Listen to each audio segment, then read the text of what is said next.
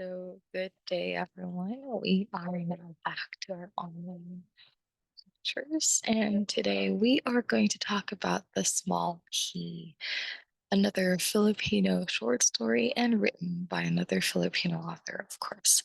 So, our author for today is Miss Paz Latorena.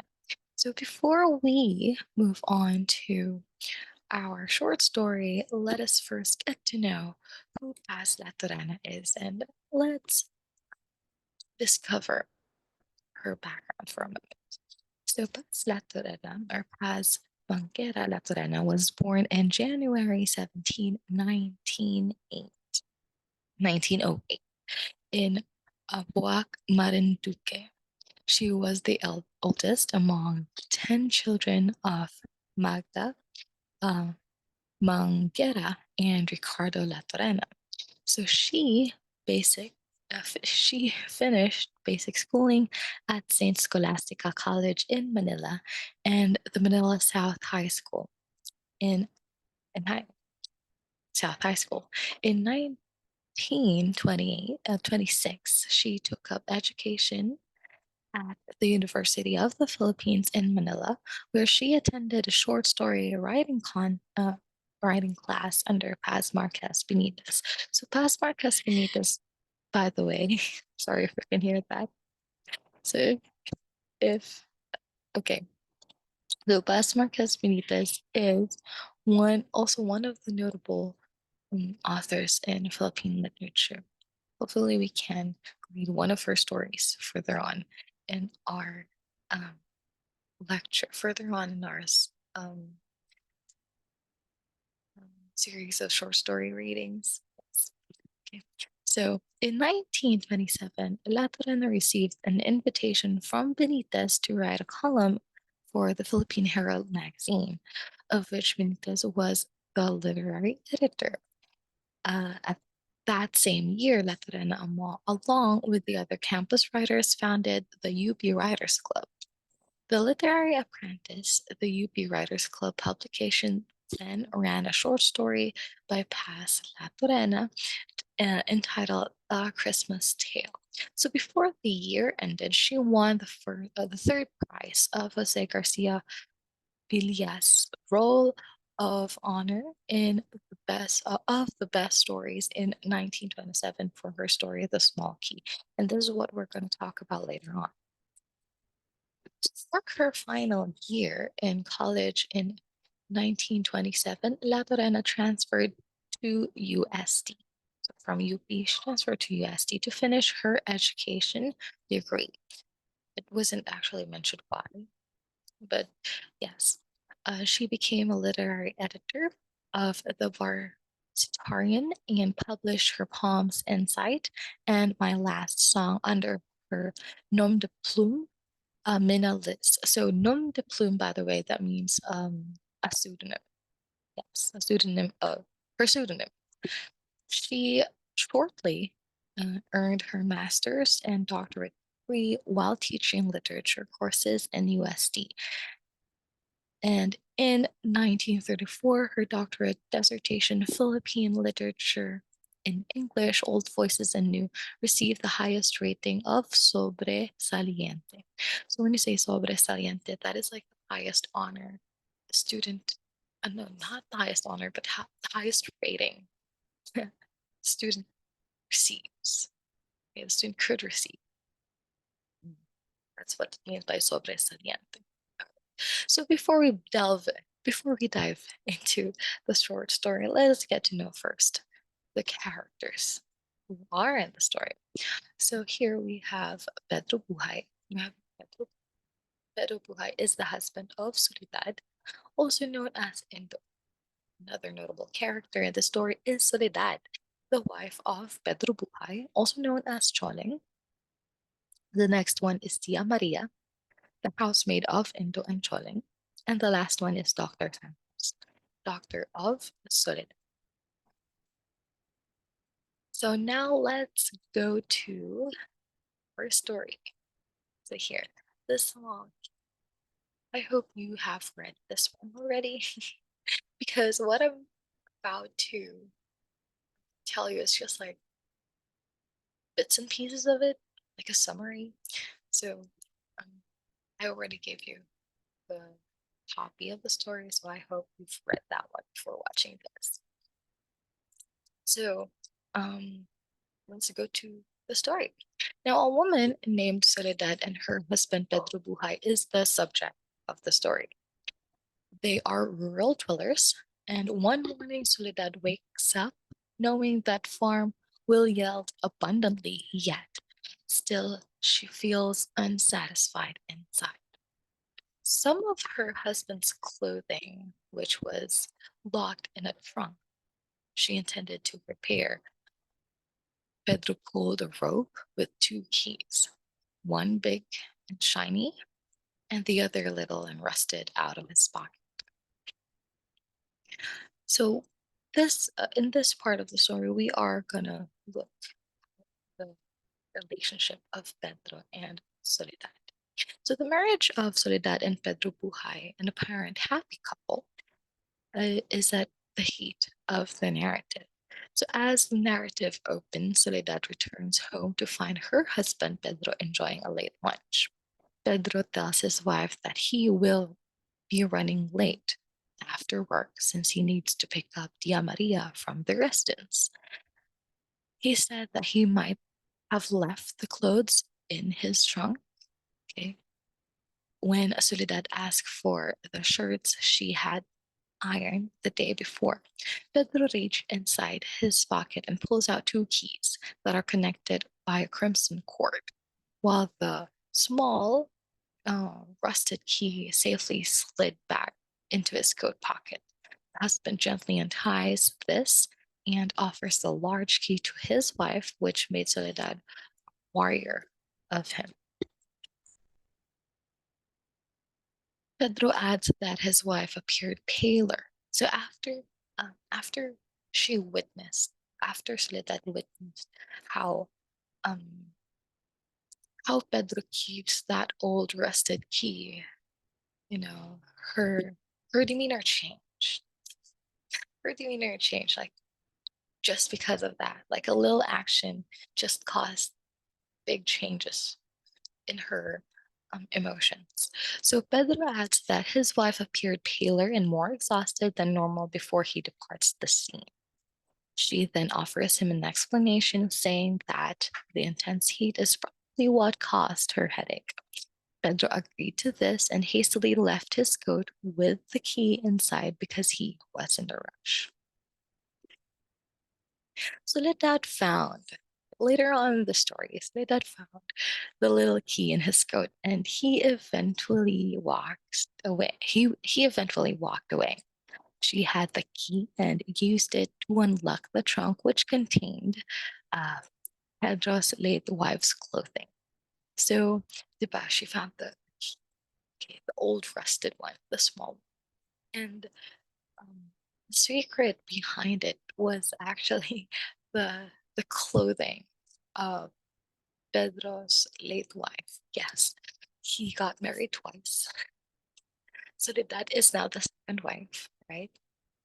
But um she then discovers that even if his first wife already died, he still keeps the memories of her, like clothings, things like that, in a safe place, supposedly safe place, but it well, I guess it wasn't that.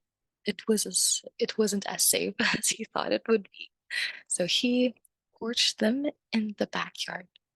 Okay, he she when she saw that one, she just like or so she torched them in the backyard and went inside, believing that Pedro wouldn't notice if she pretended ill, driven by envy and the worry that he still loves his ex-wife. So she did burned niya ang mga clothing sa ex-wife. Okay, so Pedro, on the other hand, didn't suspect anything that fateful evening when he arrived home because he was only truly concerned for his ailing wife. He didn't see half-burned panuelo outside their house until he went outside to split some wood. He went near Rev. He didn't notice anything unusual until he went outside to split some wood. So he walked back inside to validate his suspicion because he didn't want to draw any premature conclusions. He sighed in exasperation that his wife, acting in such an absurd manner after discovering that his coat and his trunk were both empty. When the doctor eventually showed up, yes, because in this part of the story, but when he left, Soledad was um, looked sick. So matong tawag sila doctor. And the doctor eventually showed up, and it was discovered that Soledad wasn't even remotely ill. So of course, she wasn't actually sick. So he advised the day to rest and then left right away. That was just it. The doctor just looked at her and then like, "Ah, you're actually okay. So just rest." I think that's what you need. And that's what the doctor said. Okay. So here, this really just shows the importance of communication in marriage. No, Pedro immediately turned his face. Uh, Pedro immediately turned to face his wife, trying desperately not to lose his temper with her. He's very patient. So even though what she did was wrong, he refrained from yelling at her because he was confident that she would eventually apologize and change her ways. Even then, though, he would still forgive her since, after all, he loved her. Nevertheless, he was aware that despite everything, they would always be haunted by this episode, which would which will live on in their memories as a memorable moment of the remainder uh, of their married life. So indeed, that certain memory will be like, painted in their marriage life forever. Okay, so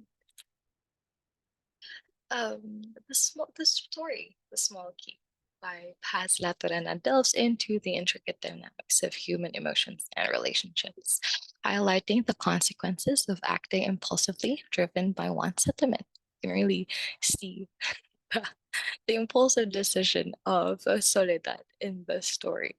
So often make you know often the character made a decision without thorough consideration, only to later grapple on the realization of their misguided action. At its core, the narrative shed light on the Filipino attitude and characteristics embedded in the characters. Pedro embodies sentimentality. We can really see how sentimental he was in the story, how he kept his old wife's clothes in a safe, in a trunk. By the way, trunk is like not the trunk of a car. So this is what a trunk actually looks like. So that's that's the trunk. Everything that was the memory of her life, the things of her late wife. He kept it this kind of thing. That's what we call a trunk, guys. Okay. So again, Pedro embodies sentimentality, placing great importance on his love for someone and the tangible remnants of the disease. Soledad, on the other hand, represents jealousy and mistrust, very evident, showcasing another facet of Filipino behavior. So the story weaves a tapestry of love, trust, and forgiveness, underscoring how these elements interconnect the influence of this relationship. Love, as depicted in the tale, manifests in various forms and faces, leading to challenges related to trust and forgiveness. The narrative underscores uh, the pivotal role of trust in relationships, emphasizing that its absence can breed fear and insecurity. Soledad's impulsive act of burning the clothes from the trunk reflects the erosion of trust, causing determined consequences in her marriage with Beth. So in essence, the story serves as a poignant lesson on the significance of trust in any relationship. It explores the intricate connection between fear and trust, revealing how hastily actions rooted in insecurity can have a lasting repercussions. The narrative underscores of the idea that trust is fragile, and once broken, it can strain even the strongest bond.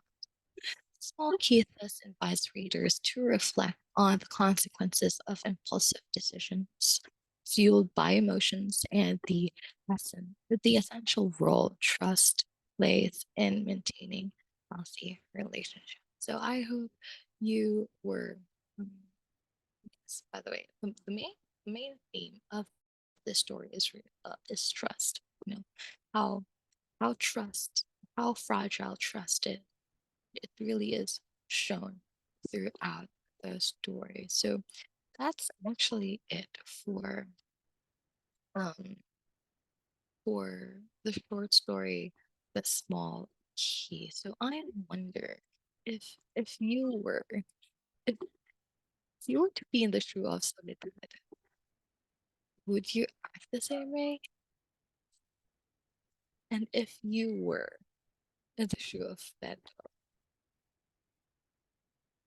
what would you do when you notice, or what would you do when you witness that kind of action from your other half because of jealousy? Let me know your answers in the comment section below or in the chat box in our group chat. So that's actually it for The Small Key. Thank you so much for watching this video. So don't forget to write this one in your short story review. That's it, everyone. Thank you so much and enjoy the rest of your day. See you.